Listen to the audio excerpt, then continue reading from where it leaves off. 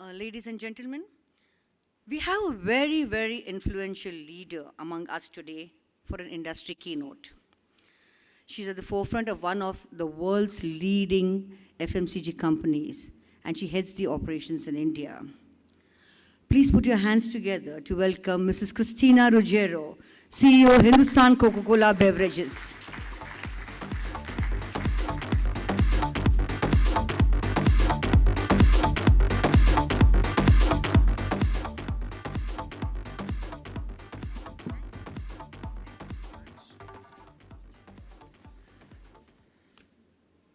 Namaste, namaskaram. Good morning. I want to start by saying thank you to everyone in manufacturing today, all of the sponsors of this event, all of the participants, guests. I am truly honored, privileged, blessed to spend a little bit of time with you this morning. And to my team that's in the table in the middle, good morning, and I'm so happy to see all of you as well. I think for me, I've always had a very, very strong belief that the foundation, the backbone of our economy is very firmly rooted in both agriculture and manufacturing. And this is true for many parts of the world, and it's certainly not truer anywhere more than right here in India. And I think it is a truly exciting time to be in manufacturing here in India. And I couldn't be prouder of that. So if it's okay, I'll share with you a very quick personal story, because it's early and we're all still having our tea and our coffee as we go. Pretty recently, I stay here in India. I've been here for 1.5 years with my husband and my 2 children. I have 2 boys. They're aged 13 and 10. And pretty recently, they were at a work function. And as in all good Indian families, education comes up quite a bit. Aspiration comes up quite a bit. And my children were asked, what do you want to do when you grow up? You know, this is an important question for a young man living in India. And they asked my 13-year-old, and he says, I want to take after my mother, and I want to go to school for maths. Okay, good answer, very proud mother, great. They asked my 10-year-old, and for those of you who don't know my 10-year-old, he's very cheeky. And he says, well, I want to run a factory, and I want to make Coca-Cola because I want to be like my mother. Yeah? Which is also an awesome, potentially even better answer. And understanding how we shape future generations to understand how important it is to be in agriculture and manufacturing in a way that makes all of us proud. Because we've evolved so much in the way we used to do things, not just 100 years ago, 50 years ago, 10 years ago, last year. This industry is moving so quickly, and making sure that we're still a very aspirational industry is a really important thing for me, not just as a professional, but also as a mom, and it's something I'm really proud of. So, why do I say India is full of opportunities? The other thing is, you see in the newspaper that India has one of the highest and fastest growing GDPs, and I truly believe that this will continue. I spend a lot of time traveling the country. I'm usually traveling 5 or 6 days a week into not just the cities, into the towns. I spend a lot of time in the rural villages, getting to know the people and understanding what the opportunity is, what the aspiration and ambition is of India. And I am a humble student. And I only see opportunity going forward. In fact, I'm very often asked. So I've had the privilege of working in 55 countries. I haven't lived in all 55, but worked in 55. I'm often asked, if you could live anywhere in the world, where would you live? This is one of the questions I'm most asked. And I always have the same answer. I can live anywhere in the world. And I stay here because this is where I think the best opportunity is for me and my family. This is the best opportunity for my company. This is the best opportunity for Coca-Cola in Hindustan Coca-Cola Beverages. Which is currently based in Bangalore, although we have a wonderful, vibrant community here in Mumbai, as well as around the rest of the country. When I think about Mumbai, so I grew up in New York City. I'll tell you, I all the time say New York City is the sister city of Mumbai. So many similarities. And Mumbai is actually now transformed. For me, Mumbai is no longer a city. Even in the short, humble time I've been here. You know, read stories about mega demand centers. So what's a mega demand center? A mega demand center is basically a city that's bigger than a country. And that's where we are today, with pride, here in Mumbai. And what we find is complexity. And with that complexity, also opportunity. But for manufacturers, for supply chain people, complexity sometimes is a scary thing. Because I can have the same consumer, you have the same consumer, the same customer, that will want a very hyper-local thing, as well as a global opportunity and a global aspirational product.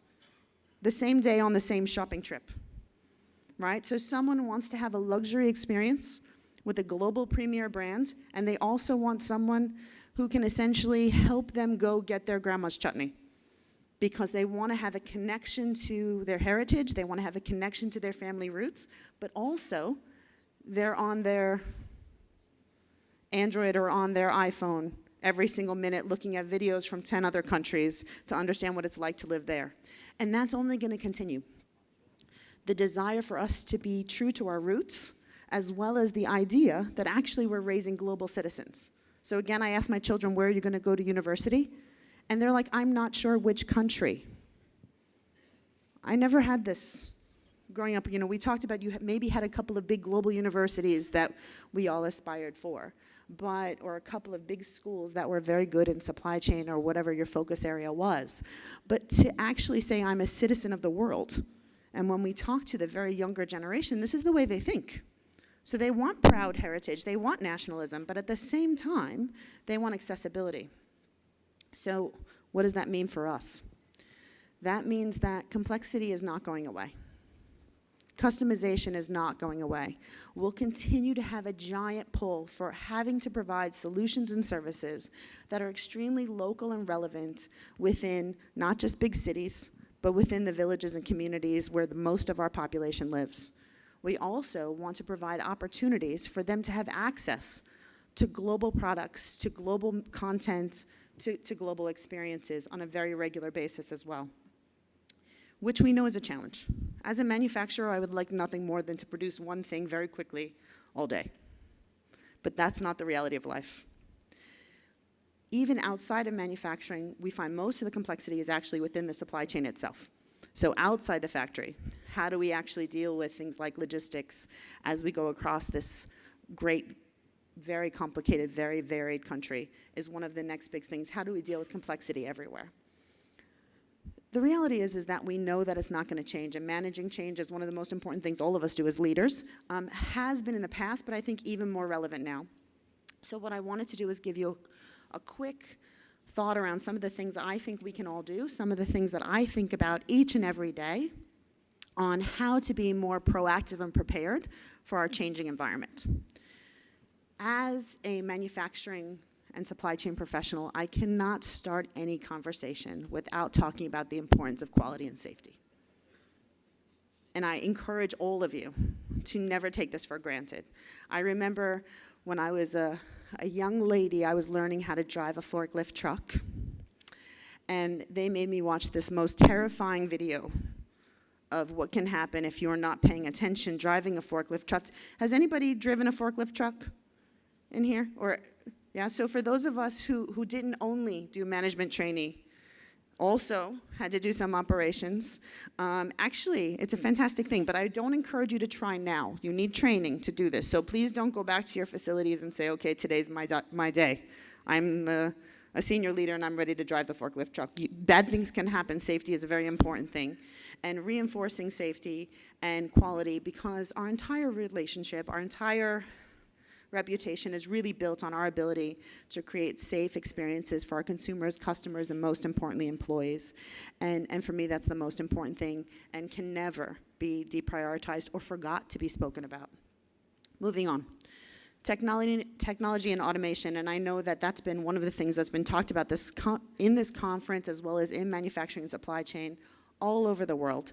I think there's different levels. So what I would encourage you, particularly here in India, is when we talk about technology and automation, of course, it is things like making sure that we have advancements in capital, whether you're in a packaging environment or a processing environment, yes.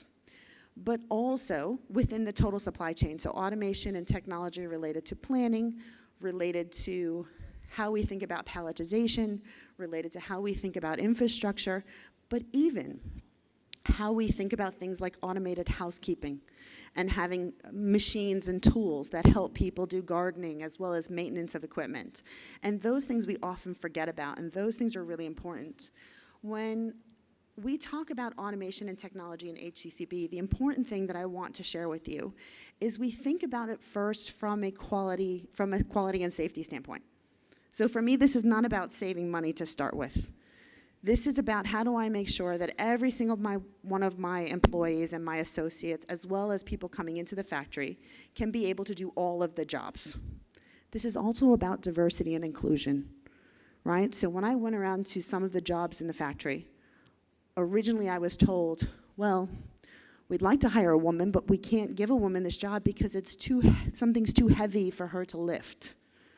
Well, the reality is nobody should be lifting something that's too heavy to lift. You should have a tool that actually provides a counterweight that helps so that it doesn't hurt anyone's back or arms or legs, as we're all also, forgive me with humility, an aging population, and we all will run into a problem where we can't lift very, very heavy things. So we want to make sure we have safe environments for women and men in all of our operations, and that includes a level of automation and tool making beyond fancy computers and digitalization. Now that's also important, but don't forget the basic stuff as well. I think as manufacturers we need to continue to balance between scale and flexibility. When do we choose to actually do things for scale and power? And when do we actually say it's okay to have a slower line because I want to be able to customize or do on demand in a regular basis? And that's something that all of us contemplate on a regular basis. It's something I deal with every day. When I think about India, I've only been here with humility a very short amount of time, and I'm always humbled by 4,000, 6,000 years of history. But what I'm always surprised by is how fast India changes. Whether it's from a consumer, a customer, a regulatory standpoint, I've had a tremendous amount of change even in the short amount of time that I've been here. So what I encourage people is, one, making sure that you're really aware and proactive about regulation changes, what's coming on the horizon, and how to prepare yourself for that. I encourage everyone to always be audit ready, because we don't know what's going to happen and how fast it's going to be able to happen, but also to be really resilient, because the people who have been here the longest sometimes are taken the most by surprise. So because I'm still a new person here in this culture, and I'm very honored to do that, I'm always expecting something to change. When I have associates who've been working for 20 and 30 years, they have an assumption that they know things, and those things have changed. So it's really important that you constantly look at your work, your environment, external to your facilities, external to your factories, with fresh eyes, with open curiosity about how things are changing and how to make sure you're keeping up with those changes. Because the ambition of India as a country is enormous. The potential of India as a country is enormous, bigger than any of us can get our minds in. So how do you play your role within that? It means you have to be a lot more agile and nimble. I need to be more agile and nimble every single day to deal with that changing environment, which is really important. As we do that, we need to continue to focus on the environment. Sustainability is a very, very important thing. As we become more and more educated, looking after our country and our world and our planet becomes even more important. We have a very special responsibility as manufacturers within that space, specifically with green and renewable energy, specifically with things like water if you're involved in any type of production that requires any natural resource, and keeping that truly close to what we do and continuing to make progress and improvements every single day is something that is not just very personally important to me, but I think should be personally important to all of us. As I mentioned before, that people are changing every single day, and our ability to focus on our customer and consumer is really important. I'll highlight this one more time. I think we need to be much better at active listening. So sometimes we listen to hear what we expect to hear, right? We start a conversation that talks about how are things going, right? I'm guilty of asking about OTIF. I am. How's your business going? How are things going? How are service levels going? Sometimes what we forget to do is ask about, what do you see that's changing? Do you see any emerging trends? Do you see any different entrants that are coming in? When I go shopping every single day, I'm sure all of you, I see new entrants in the marketplace. There are thousands of new products that are being launched in India every single day. Every single day. Now, maybe not across the whole country, but within a certain small town, you might see a new product that's coming up. In the next small town, you'll see something sort of like that, but different, from another manufacturer. Some of them are big national and big global manufacturers. Most of the time, they're small, local entrepreneurs. Entrepreneurship is one of the spirits of India, right? It's part of our culture of trying to have people have opportunity to aspire out of the situation they're in and continue to evolve. They find a place because they've asked someone. There is a need. There is a consumer need, a customer need that they are filling, that maybe one of us missed. So what we need to do is make sure that we're listening so that we can proactively fill those needs as well.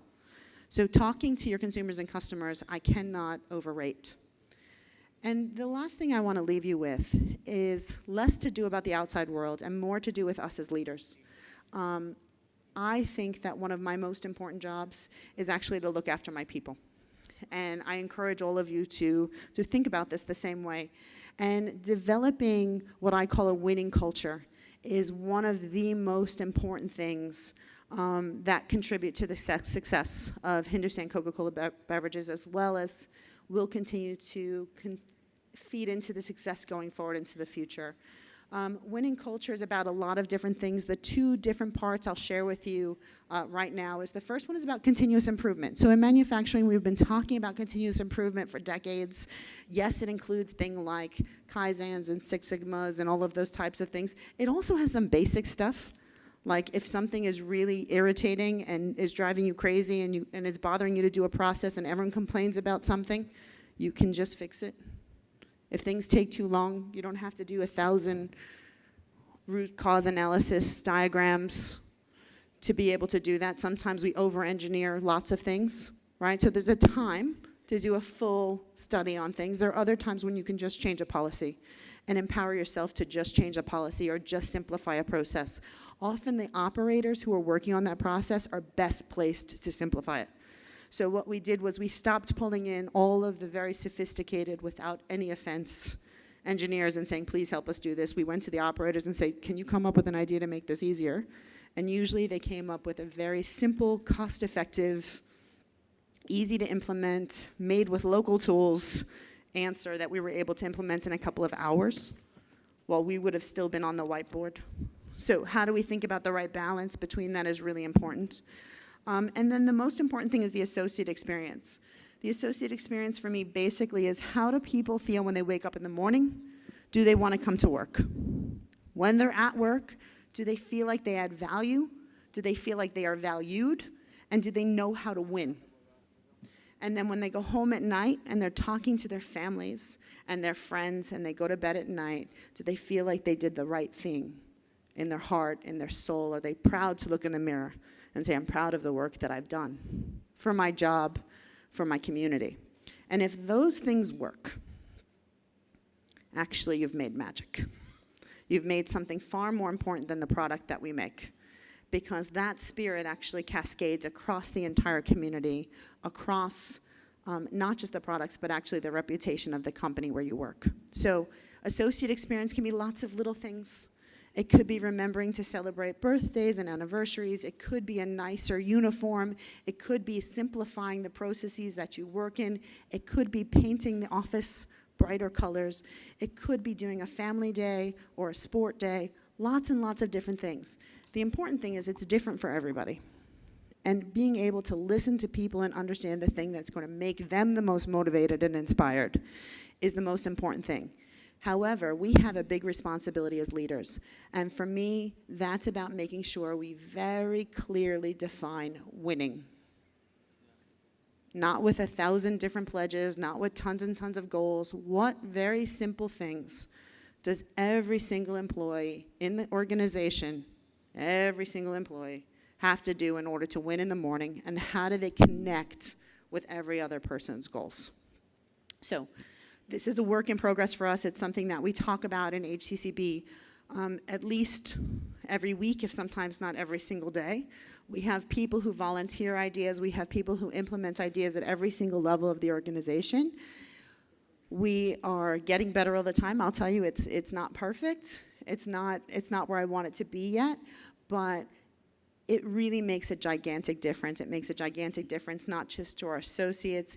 It's starting to come out in some of our products. It shows up in some of the communities and villages around our factories and really does make a tangible difference to how proud we are to work for Hindustan Coca-Cola Beverages each and every day, and how proud I am to be here before you today to represent each and every one of those associates in the work and journey that they do to help serve and refresh India.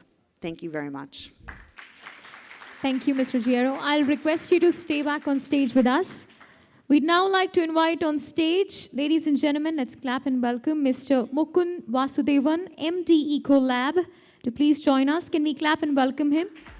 We'd also like to welcome Mr. Manish Singhal, Business Director, General Industry, Henkel Adhesive Technologies, India. We'd also like to welcome Mr. Ashutosh Apte, Director, Discrete Industries, SAP, to please join us on stage to felicitate Ms. Ruggiero.